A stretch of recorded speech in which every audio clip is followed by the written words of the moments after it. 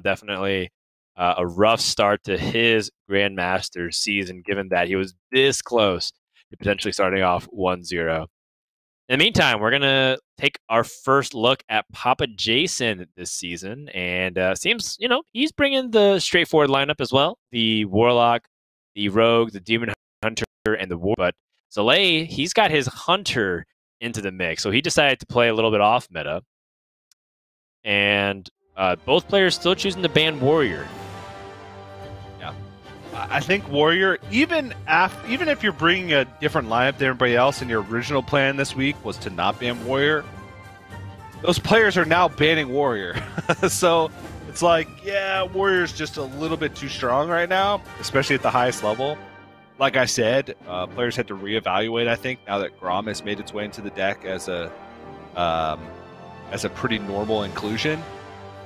Because even the slower decks that you'd normally be able to remove and outvalue and capitalize, you're just so susceptible to burst damage because it comes from so many different directions now.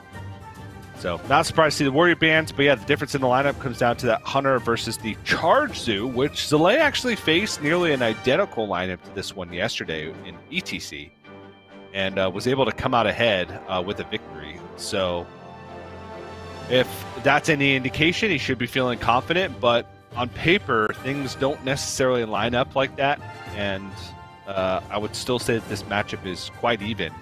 PapaJason is playing the charge variation of the Zoo Warlock, the full charge, with Stone Tusk Boar, Uga Warrior, and Wolf Rider. He also has Counter Without Ebb and Lock, so it's a little bit of a interesting version of it.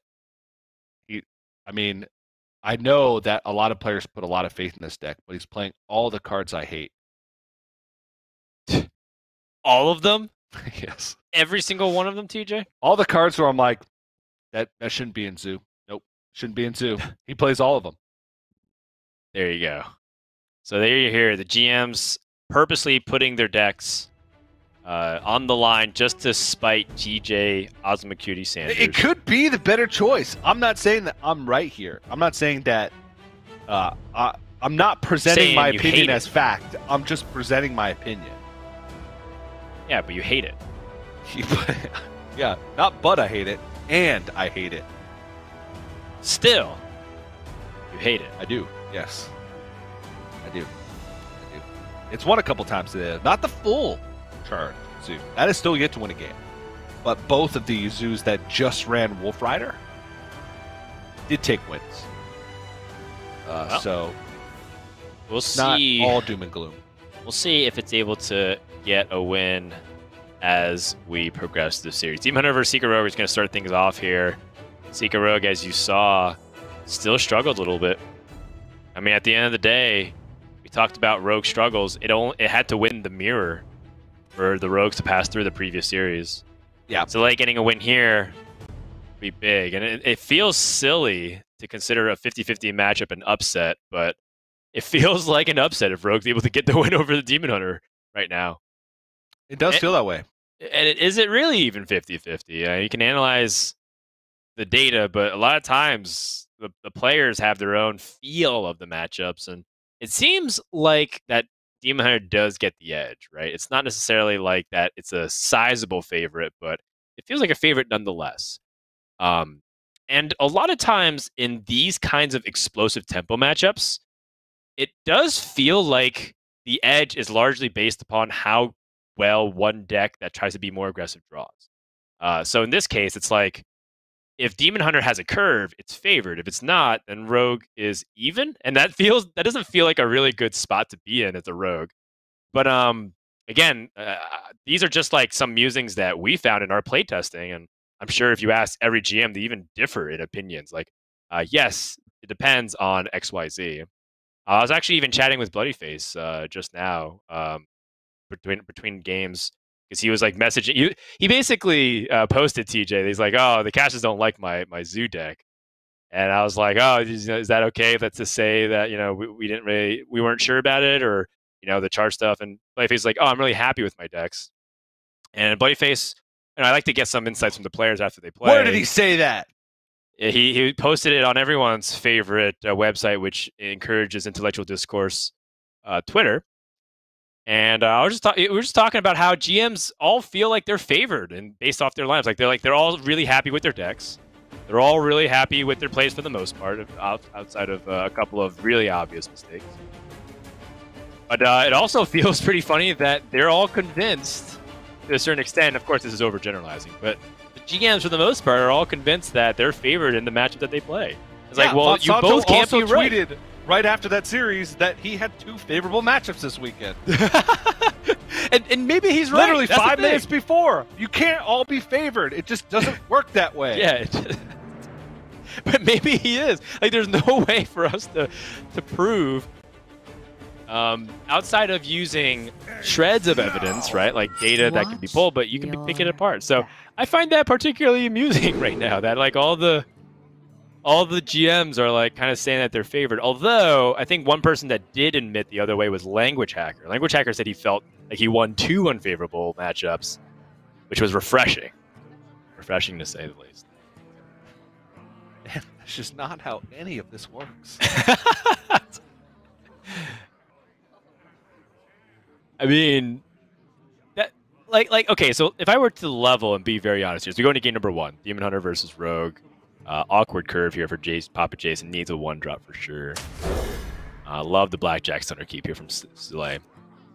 If I were to level here, this is the point of the season where if you start off 0-2, you start to feel real desperate, and it's magnified by the fact that players are prepping longer than they did. They understand that this season has even higher stakes than it did previously, with 3 people being relegated. And there's a relegation bracket now, so it's not even like you're a safe zone. Before, if you got like 4th or 5th seed, maybe you didn't make playoffs in previous seasons, but you'd be safe from relegation. Now, if you make the 5th seed in Division B, you're in relegation zone. So people who put in, like Masano was talking about how he prepped for 80 hours. That's, well, one, I feel like that might be a little excessive, but at the same time, it shows how much work he's putting in. And it's got to feel awful when you feel like you have your grasp on a matchup and you're like, I'm convinced I know how to win and this is the way that helps me win. And then it just doesn't pan out that way. But I guess that's competition in a nutshell. There's going to be a winner and there's going to be a loser.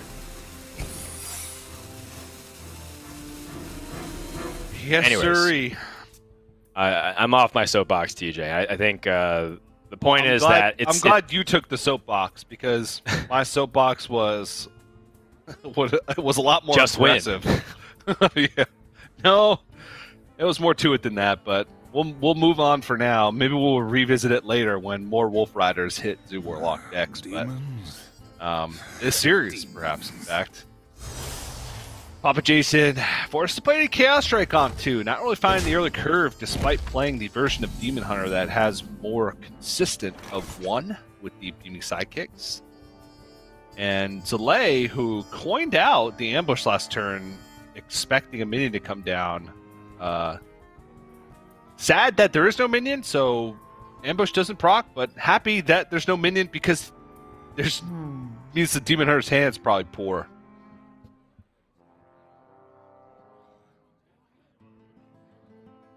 And seems reasonable to develop Feral Cat plus Praise Galakrond here. Oh, yeah. Grand Mummy. Nice. 1 turn off. PapaJason, though, like we're talking about, slow start.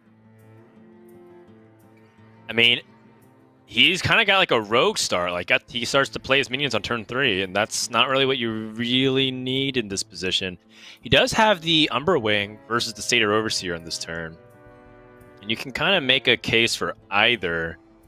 Satyr Overseer, of course, is more explosive, but at the same time, cards like Twin Slice are some of your most valuable temple tools.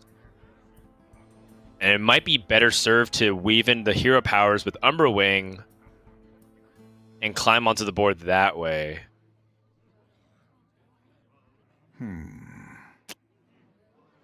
He still has no idea if this is Bamboozle or not. He just knows that it's not Dirty Tricks. Now he knows that it's ambush.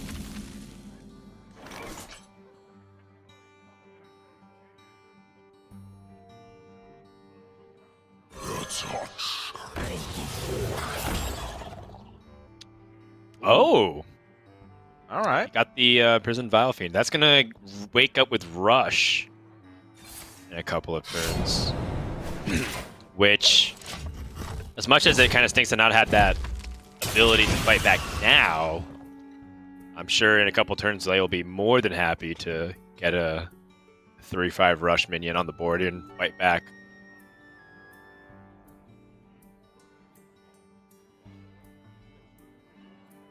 So Satyr Overseer can actually stick here, because even if Ambush comes down, he has a Twin Slice plus Hero Power. You can also go for like full tempo play by going Satyr Overseer, Battle Fiend, double Twin Slice, kill the Ambush token, trade over the 1/1. That seems interesting. But it looks like he wants to hold on to the second slice, which makes some sense. It opens up some additional options on his turn 5. Maybe he picks up a Bladebound Adept. Maybe he needs to deal 1 damage to something for 0 mana. Who knows? The world is now PapaJason's oyster. I never understood that phrase. Now I'm hungry. That's my secret, Dan. I'm always hungry.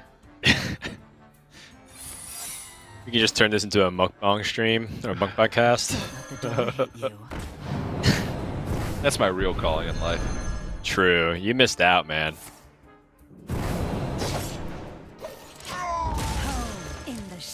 Spy Mistress, just a very efficient tempo play here. Get more stats on the board. Rogue is very far ahead of the Demon Hunter. And PapaJason, I mean, if he plays the long game, he has much higher card resource value count than Zalae. Spectral Sight will draw more cards, and PapaJason does have pretty efficient tools to answer these small minions. The Prison of the Vile Fiend's not going to be too small for long, though. True.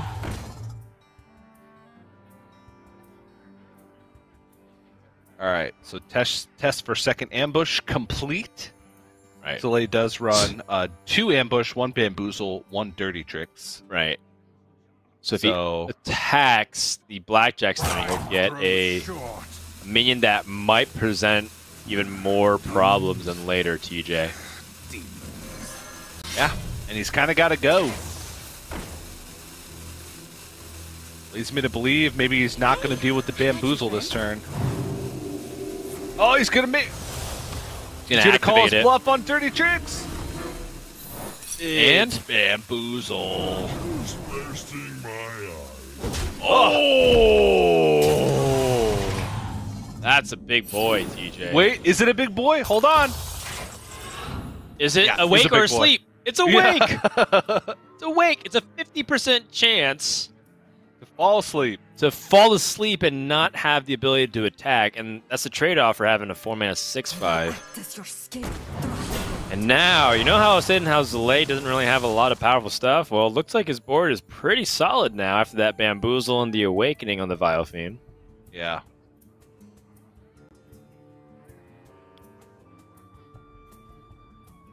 It's probably taken everything in Zalae's power not to immediately just pull the trigger and go face with the minion, but he's doing his due diligence of thinking it over. Yeah, I think you want to trade with it just to get value while it's awake, because it may never be awake again.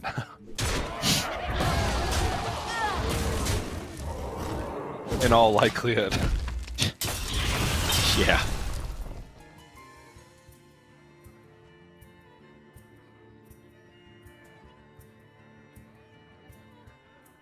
This is looking dark and gloomy for PapaJason right now. So, PapaJason's Kane Sunfury here actually is fairly relevant. Yeah. What can he do besides Kane? Second slice kind of doesn't really do anything. Right. So this Kane allows the little demon, the Umberwing demon, to bump into minions, and then he can use his own face to trade. But then he's presented with 7 power still remaining on the board, and he is at 17. That's not a good feeling. Actually, he's going to be lower because he's going to take the damage. He's going to be at 14. Yeah, he might have to take the risk of leaving the 6-1 up. And like killing the Vile Fiend. Because that face damage means almost nothing.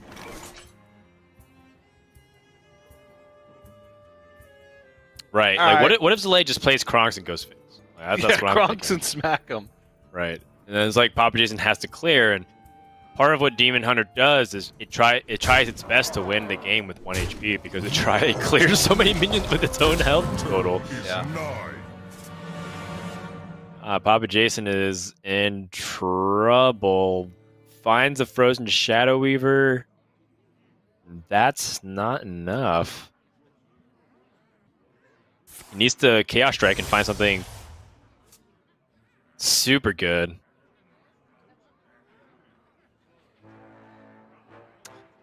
Okay, he's alive.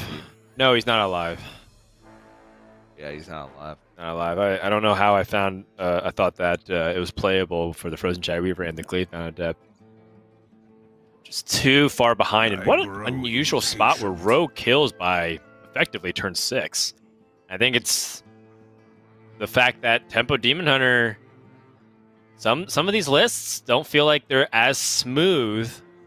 Even though they have a lot of 1-mana minions, right? There's still plenty of early game draws, but sometimes you get the awkward draw, and you kind of get wrecked by other decks that are able to curve out. So the Rogue gets a pretty easy victory. Zalae was never truly challenged, and PapaJason with a very poor hand to start off his first series here in Grandmasters for the round robin stage. And it's already an uphill battle because early Rogue wins have been a recipe for success in many matchups, in many of these matches. So it's going to be tough because Rogue has been a weak point in a lot of players' lineups. And now Zalae gets to fight with Demon Hunter and Highlander Hunter against the rest of what PapaJason has. So I'm liking his chances. Yeah, and so I think that that you know what, in the end, those kinds of losses are the easiest to accept, because in card games with variance in the way you build your decks, you accept that there is inherent failure rate being built into it. Right, when you build a Highlander deck, like Highlander Mage, some games you're going to draw the amazing Reno, Calicos, Dragon Queen, Alexstrasza, and Alexstrasza herself, and then you're just like, wow, I lose, and that happens. And same thing with Tempo Demon Hunter. Even if it's low curve, sometimes you're just going to draw all your 5-cost stuff, or your opponent's going to have a minion and you die. So, well, I don't know, Dan. A wise man once said, when you stop getting angry after you've lost twice. So, no loss. True. Is PapaJason is down 0-2 based off that logic. Yeah. That's what we're missing from Hearthstone. We're missing a second. We're missing like double jeopardy, where they should be. There's like this random golden game that counts for 2 wins. And it happens randomly throughout the day. Yes, Just one game a day. That's like, this one's worth 2. That's right. It's a secret hidden card, TJ. It's like the golden ticket, where you don't know which card it is, but when you play that card, it activates the double win bonus. And today is Puzzle Box of Yaxaron. Congrats. Well, Frozen's counts the only twice one who can get it. So let's hope he wins his first mage match. It's funny. Actually, that would be kind of a cool initiative if there was something like that, but not for competitive integrity reasons. But it'd be like, hey, if we're like giving money to charity, like every time a card is played specifically for it, that'd be kind of cool. Either way, clearly we're stalling for time. We're going to get ready for another break. So when we come back, we're going to have PapaJason and Zalae get ready for game number 2 in the Specify. Stay tuned. You're watching Hearthstone Grandmasters for the Americans. Hearthstone Grandmasters is brought to you by T-Mobile, helping you stay connected to what matters most. Learn about T-Mobile's COVID-19 response on T-Mobile.com.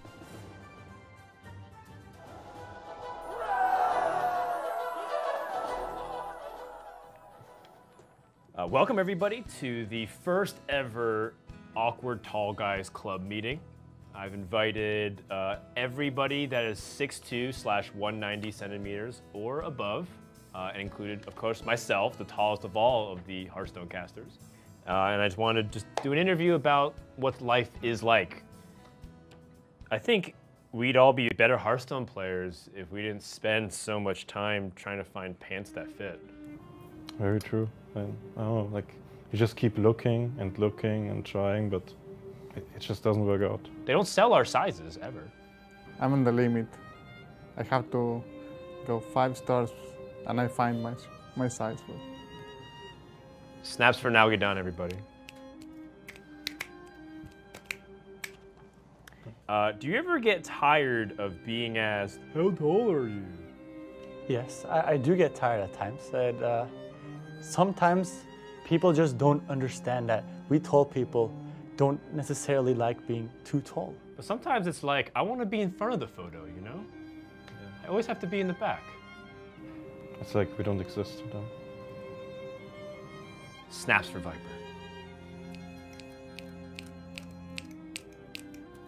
We obviously all played basketball. I played center. Sometimes I wish people just didn't assume that. Did people assume you play sports? Yeah. I did play it, but they like, assume it, right? Yeah, they assume it of us. It sucked though, because I was never that good at basketball. I had a dream that I would become a tall, strong athlete. But here I am today. Just tall and strong. Just tall. I'm sorry, Casper. Not really a question here, but how bull is hide and seek? It's just... They always find us. Yeah. I feel like when people are looking at me, they just see nostrils.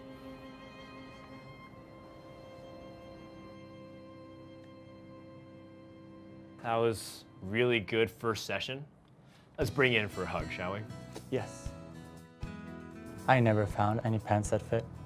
Don't think about it. It's just gonna make you depressed.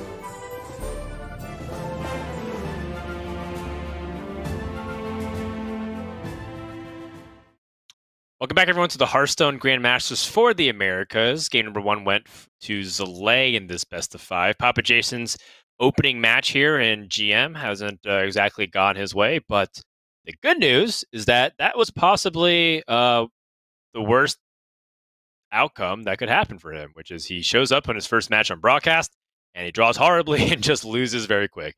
I mean, that happens, and we got that one out of the way. So hopefully game number 2 at least can put up a reasonable fight, because we have been seeing some one-sided matchups, and we've also seen some really close nail-biters back and forth. And hopefully for PapaJason's sake, game number 2 is much better. So the worst is out of the way. Worst is out of the way. Zalae's going to queue up the Highlander Hunter.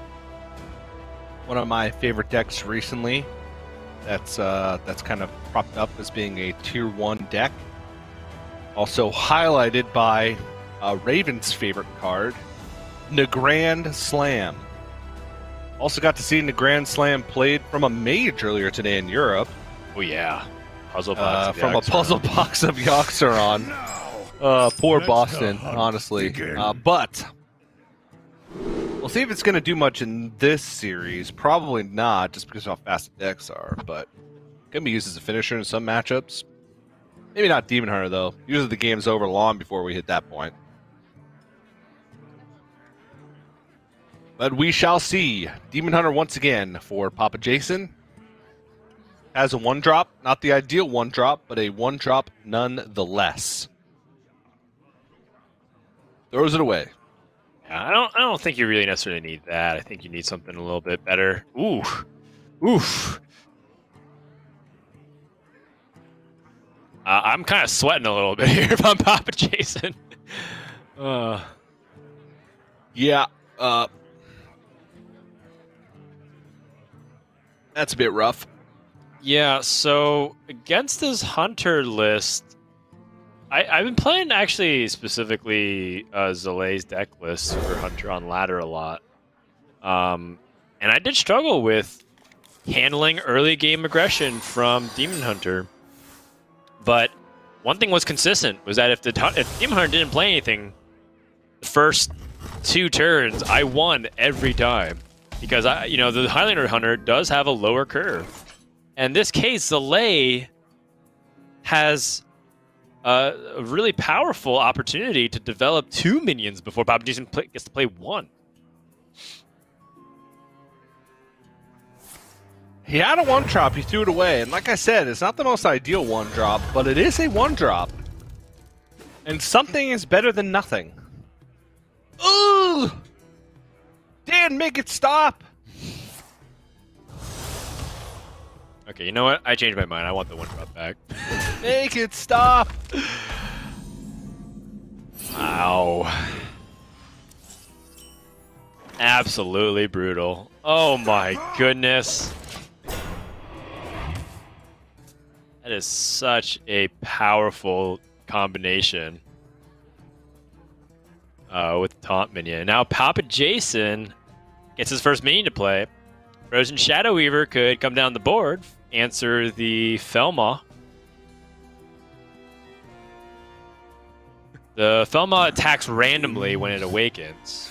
Yep. AKA it has like a 95% chance to attack the enemy hero when it awakens. Seems like it. But the Bone True Brawler, if it doesn't get frozen and you develop onto the board, the Garden Hog Merchant can make it hurt real bad. I grow impatient. As if to add insult to injury, PapaJason drew the Battle Mage on turn 3. Yeah. What? You were looking for me, were you?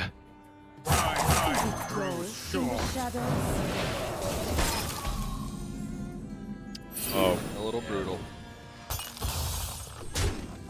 Oh, what do you know? Okay. Oh my goodness. Oh my goodness. Oh, PapaJason. Just welcome to Grandmasters. I know, right? Oh, jeez. He's gonna die by turn 5.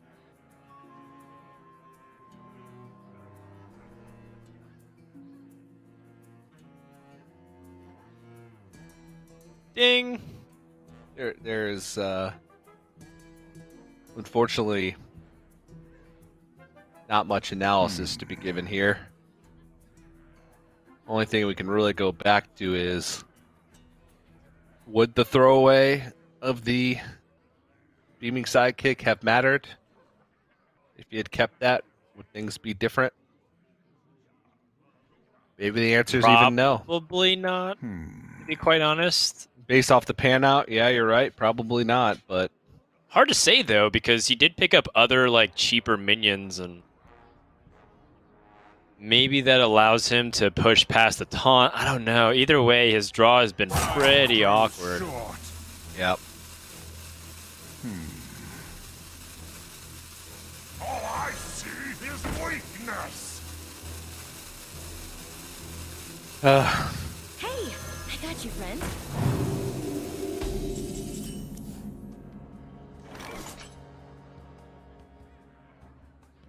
I mean, just moving on up the curve. Yeah, this is 11 damage. Honestly, it might be better just to hero power, just to deal 13, and then you put your opponent down to 5, then you have kill command hero power next turn. Yeah, They definitely possible. don't gain life very easily, and PapaJason, as mentioned before, doesn't play I-Beam. So it's like guaranteed 2-turn lethal if you do that. This is also pretty much guaranteed 2-turn lethal. It really doesn't matter how you slice this.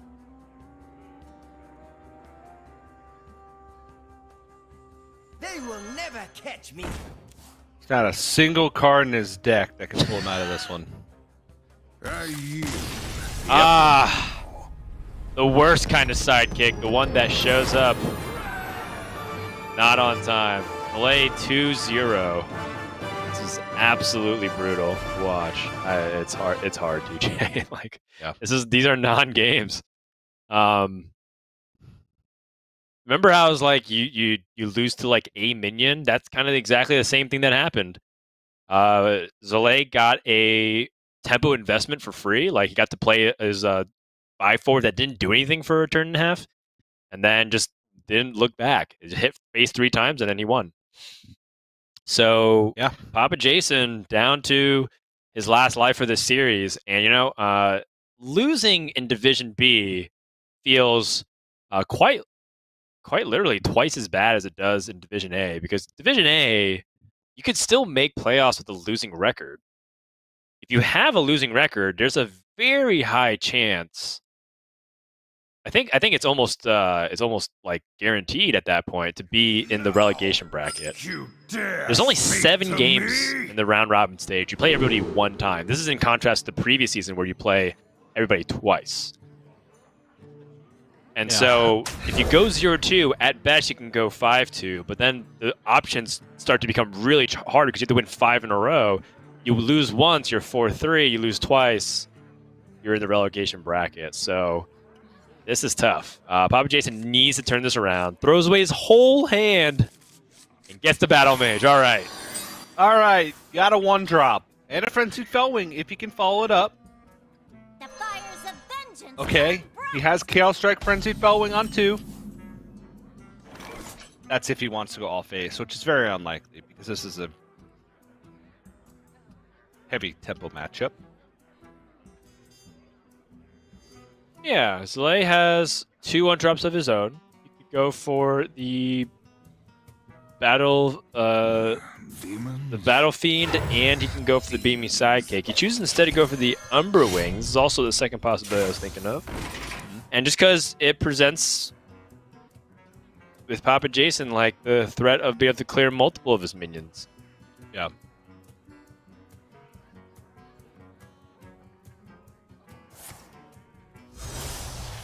Oh, he's going for it. Yeah, you gotta. I mean, Frenzy Fellwing developed here. It's for 2 mana, you get to play a 3/2. It checks out. Yeah, you can see how the nerf has a major impact because now Zalae can answer this board. Yeah, and develop his own Battle Fiend alongside it. Battle Fiend, Hero Power, double trade, still have an Umberwing charge left. Yep, precisely. And so he's better positioned for a Satyr Overseer. PapaJason is not. PapaJason has a 3/4/5. And while that might look great, needs extra change.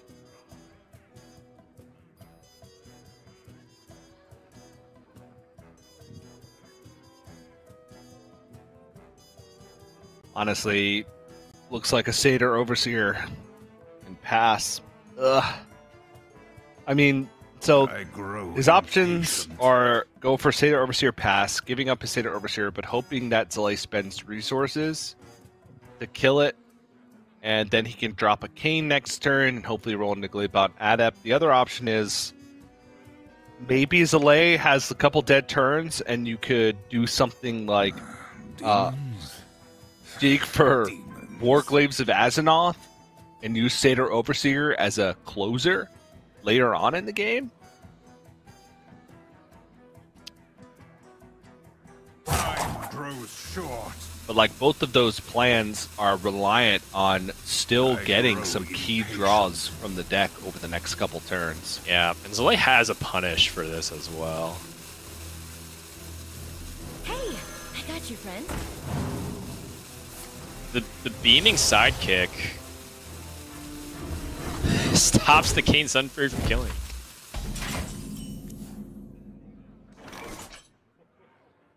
Yeah.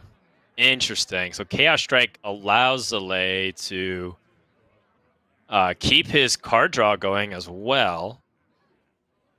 A little bit inefficient for damage is the only thing to consider here.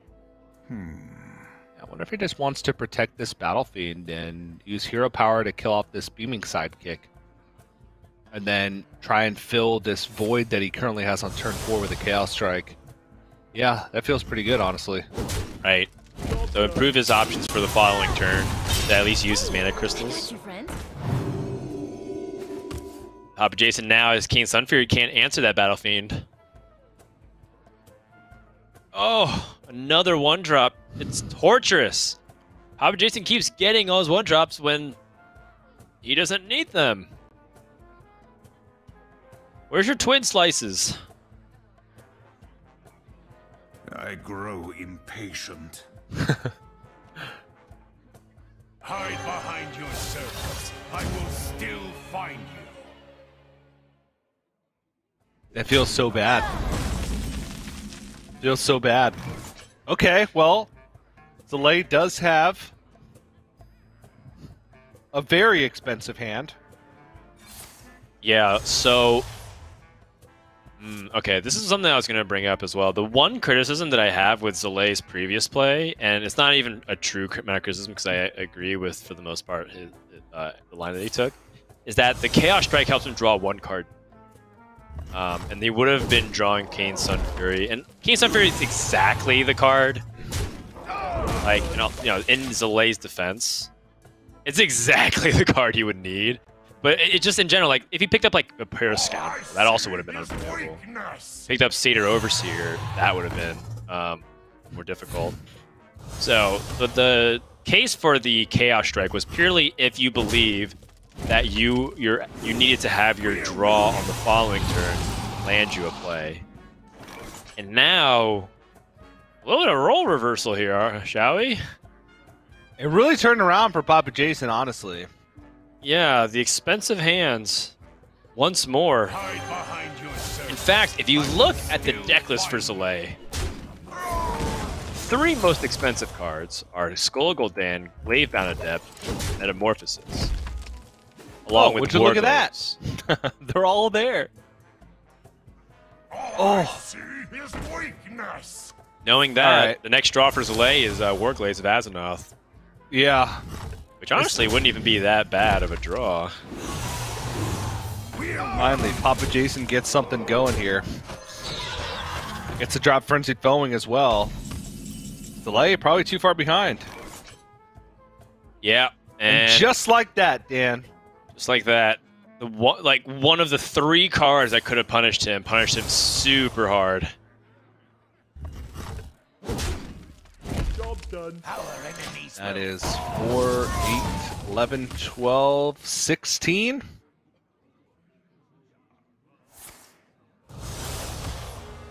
I'm probably just going to use this Glaive-Bound Adept for trade then. I think I counted 16, unless I missed something.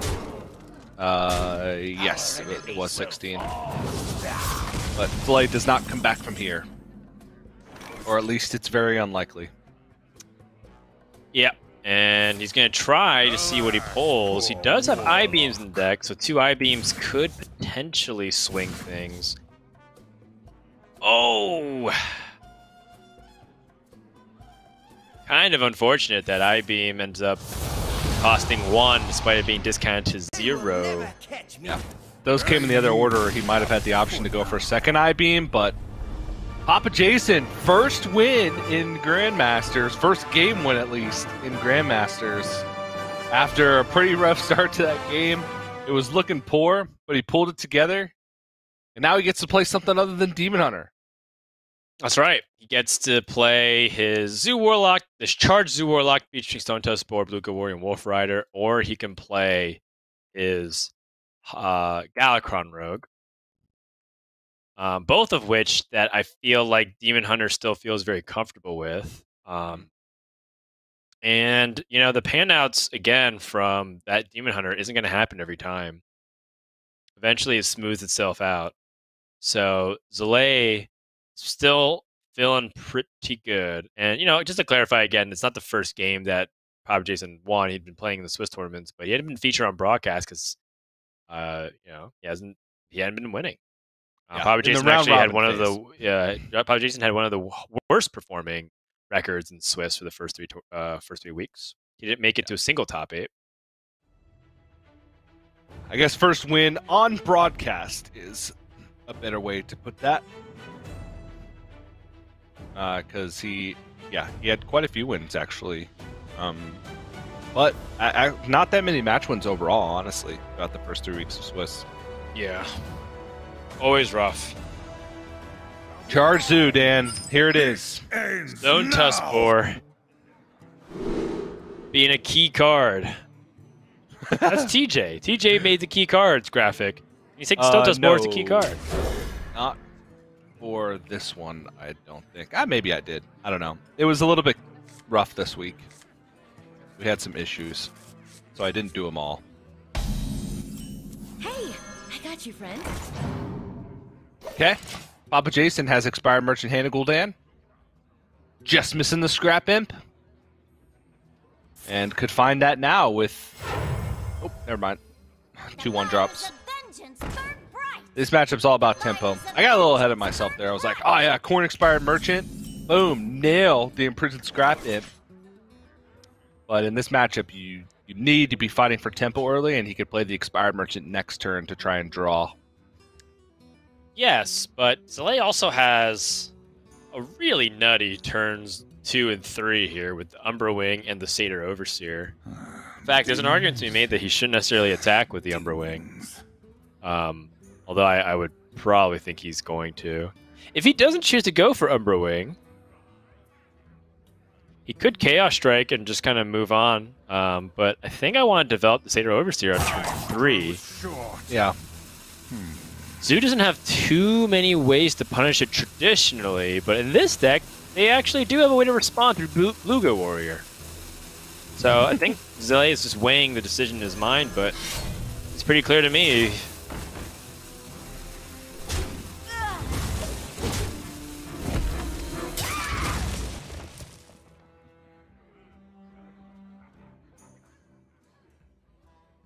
So he can fully play for board here.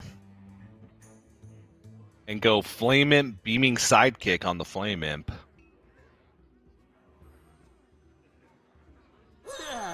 Yeah, alright. You can draw cards later. Got you, friend. That Expired Merchant Hand of Gul'dan is going to be there no matter what. That is the highest cost card in the deck. Right. So just don't fall too far behind on board. You don't want to get punished like the Satyr Overseer. Yeah, your limitation is your mana crystals, and you can always draw cards later on. Put stuff onto the board first, then draw a card. Yep. Unless, of course, the amount of cards in your hand often is correlated to your win rate for your actual game plan. Like, combo decks need to be drawing cards.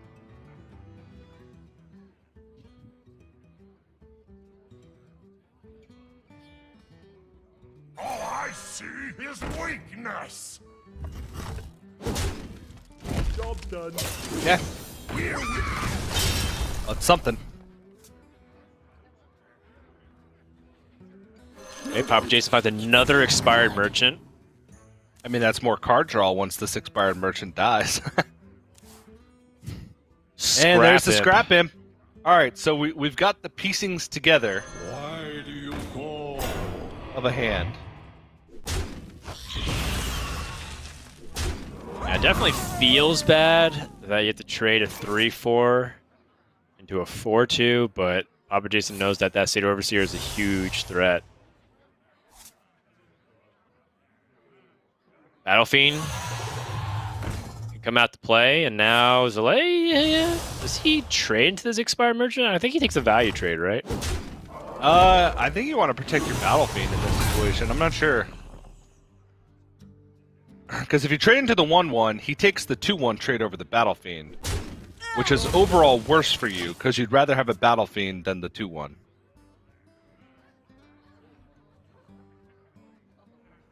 I suppose, but if he has cards like Abusive Sergeant, that makes this trade better. Because then you're sticking more onto the board. And I think when you're playing these kinds of board aggro-based matchups, you really need to make sure to kind of pick up the value where you can. Especially if you know that your opponent just, is drawing a bunch of cards here. Guys, I can't. Yeah, I suppose. There's also the argument of, play with what you can see, not with what you can't see in these matchups.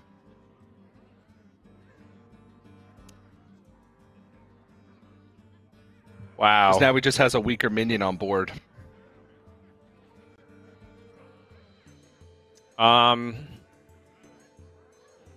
Perhaps.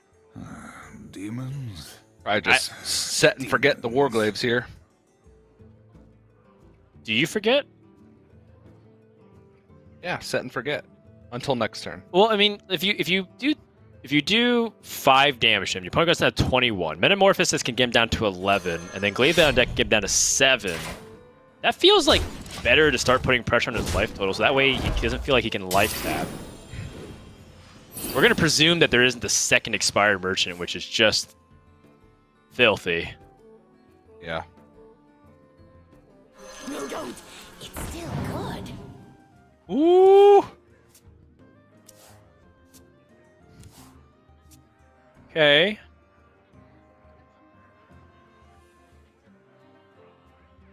Yeah, Carpet here is essentially just a heal 6. Right. And if I'm Zalae, do I bother acknowledging that, or am I just gonna go kill this Carpet and then go phase and then Glaive Bound Adept? I think you Metamorphosis? Oh, okay, okay. So if you Metamorphosis now, you're pushing 10 this turn. Next turn, you hit Metamorphosis Glaive Bound Adept. That play gets wrecked by a taunt. Not if you use your Twin Slices now. I think you're still short.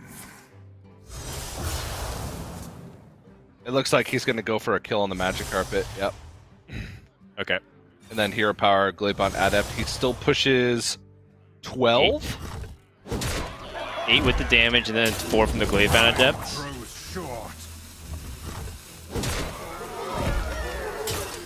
Right, and the most important thing is that he's supposed to address the Glaive Bound Adept. Yep.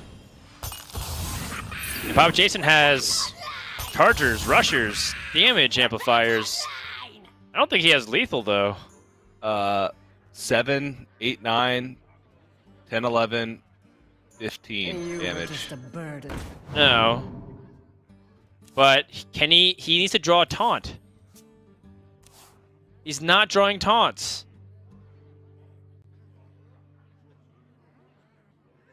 Oh my looks like gosh, he's dead. he's just dead. Yep. No taunts being drawn. You know why? Hey, I got you, friend. Because there's not a lot of taunts in the deck. It's mainly Chargers. There's no Shield Bearers.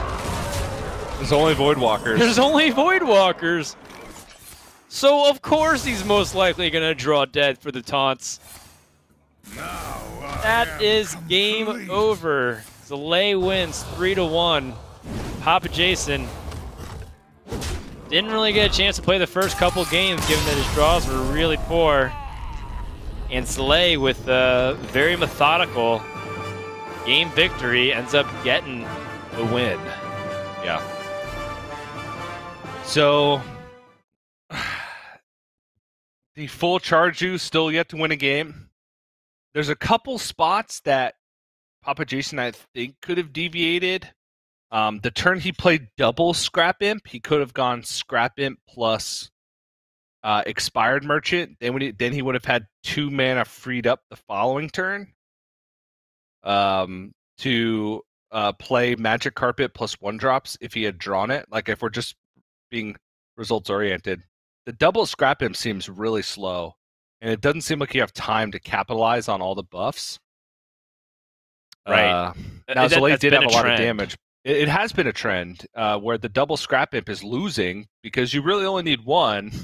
And then if he Scrap Imps plus Expired Merchants that turn, he goes into his next turn with way more information about his cards, right? Because he went double Merchant and then played, or double Scrap Imp, the next turn played Merchant, and then picked up the Magic Carpet.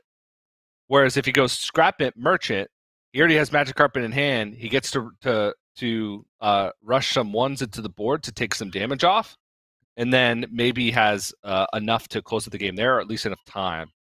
So oftentimes the double Scrap Imp play is a bait unless you're ending the game when both Scrap Imps come out, or you have taunts in your hand because you know you're going to stabilize, right? You need a stabilization tool, and you can't just rely on that to get you through it. That's really the only spot. Everything else seemed good. I like the Zoo start. I like the not going for the card draw right away, but instead just playing the good cards from his hand first, and then drawing once he realized that he already had tempo on the board. So that was good. It's just that double Imprisoned Scrap Imp that I think you could argue as not being the right play. All right, well, Zalae is up 2-0 in his overall record now in Grandmasters, and that's great for his chances to stay alive and even make playoffs from Division B. But in the meantime, PapaJason's struggles continue here in Grandmasters Season 1 of 2020. That brings us to our extended break for today. So we're going to take about a 10-minute break or so and get set for the 4th match of today, which is going to be Firebat versus Frozen. It's going to be a really fun one. 2 really storied players in Division B. Kind of wild to think about. So we're going to take a brief intermission. When we come back, we're going to have more Hearthstone action here for the Grandmasters program of America. Stay tuned. We'll be back. Hearthstone Grandmasters is brought to you by T-Mobile, helping you stay connected to what matters most. Learn about T-Mobile's COVID-19 response on T-Mobile.com. Hi everyone, I'm back again with another